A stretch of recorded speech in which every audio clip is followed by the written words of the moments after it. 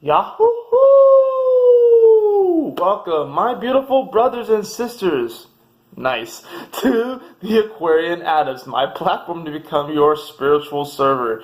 And welcome to your daily Adept report for today, June the 5th of 2018.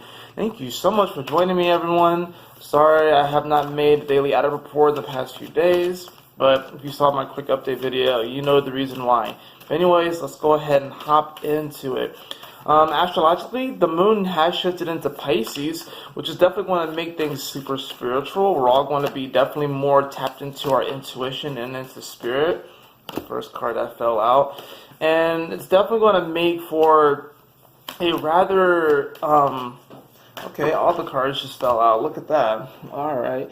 It's going to make for a time where you really want to, of course, pay attention to your intuition, to your gut. You really are going to be even feeling more creative. This is going to be a great time to listen to music, do anything artistic, dance.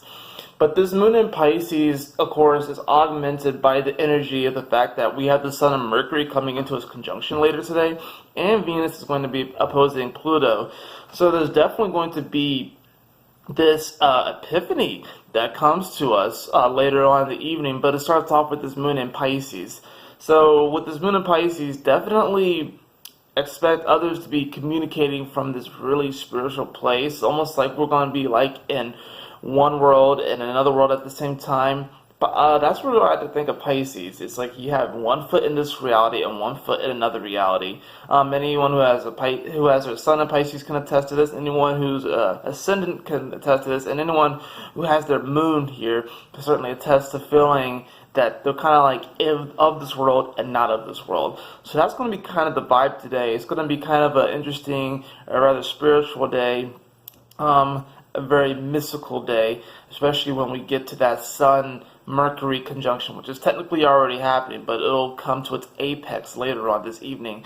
And of course, we also have that apex of the Venus-Pluto conjunction, which is really asking us to open up emotionally, but also open up emotionally to the changes that are happening, to the transformation that's happening.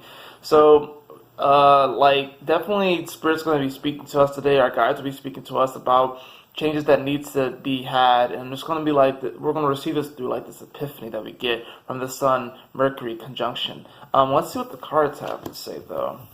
Okay.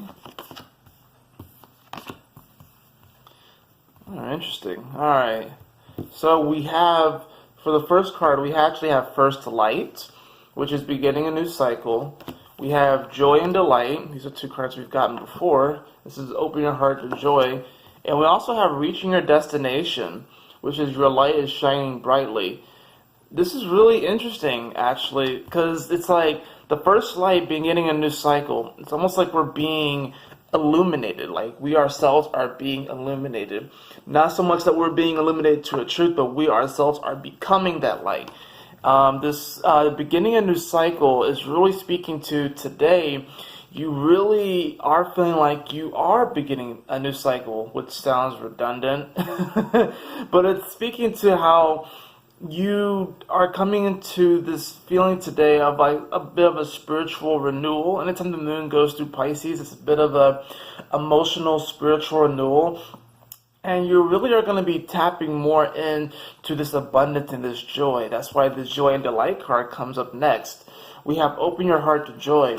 So it's by kind of renewing yourself in this bliss and this joy, kind of releasing what happened in the past, releasing any type of negativities, any doubts, anxieties, and fears. It's by kind of being reborn anew, that you're going to feel more light, and you're going to be feeling your joy and your bliss. Once you really, today is going to be a day where spiritually, emotionally, you're going to be kind of feel like you're beginning this new era. And in this new era, this energy and the attitude that you want to adopt is of joy, is of light, is of tapping into the inner child.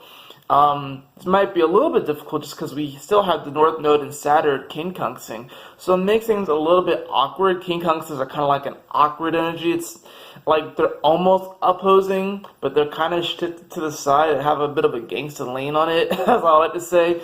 And it's a bit of this awkward energy because it's like Saturn, which is retrograde, is like this elderly person trying to tell this kid what to do and how to be, but it is retrograde, so it's in a review period. So it's not even really in its, like, I guess, in its full strength, because it's not really moving forward. Whereas the North Node in Leo is just us wanting to play and be passionate and find joy and just laugh and do all of those sort of things. So there's definitely going to be this feeling where it's like we feel like we have some of these responsibilities kind of weighing on us, on where we need to, what we need to do, where we need to go, things that we kind of have to get in order. But at the same time, there's still going to be this reminder from Spirit that yes, you might have responsibilities, but you also have a responsibility to your play. You have a responsibility to your passion and your joy and your delight. So don't forget that today. Today's really going to be a day where, being playful is really going to bring about this exuberant energy. And we have reaching your destination for the final card, which is your light is shining brightly. This is a very beautiful looking card. It has this castle in the clouds, and I almost see this as a vision. The reason why I see this as a vision is because, like, it's hanging in this bubble, which is like almost like a portal to this castle. And I see this as, your current situation is not your final destination. And even when you get to your destination, it's not the final destination. This is what Pisces teaches, because Pisces teaches that, there's always going to be more, there's always magic, and it kind of almost gives you this bit of delusion, because Pisces does rule delusions. It gives you this delusion that once you get to something and once you obtain something, that you will achieve that happiness. But there's always more. There's always more to learn. There's always more to experience.